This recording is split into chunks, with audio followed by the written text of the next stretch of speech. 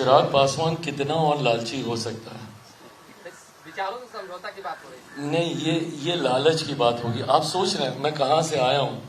2021 में आप मेरे साथियों में से रहे हैं जिन्होंने मेरे संघर्ष के हर दौर को देखा है, जहां एक आदमी आपको मेरे आसपास नहीं दिखता होगा।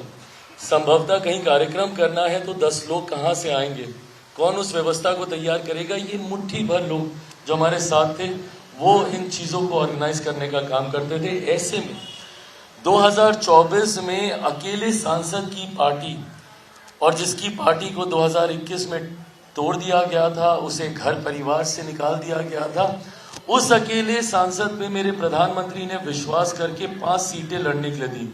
आज जब स्ट्राइक रेट की बात होती है कि मैंने 5 की 5 जीत के दी, वो तो सेकेंडरी है ना, पर ये विश्वास ही होना कि आपको 5 सीटें दी जा सकती हैं और आप जीत सकते हैं, ये विश्वास ही बहुत बड़ी बात है जो मेरे प्रधानमंत्री ने मुझ पे किया।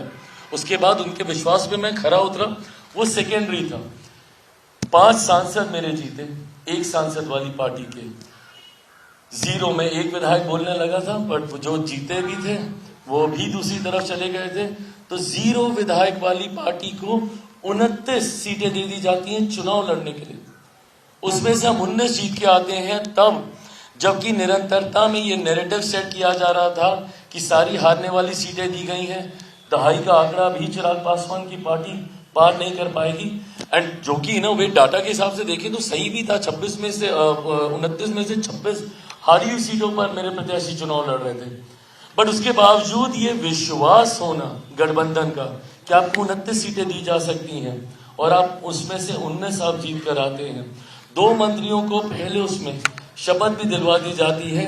अब अगर इसके बाद भी मैं गठबंधन से कुछ मांगूं तो मुझसे बड़ा नाशुक्रा कोई नहीं होगा, मुझसे बड़ा लालची कोई नहीं होगा।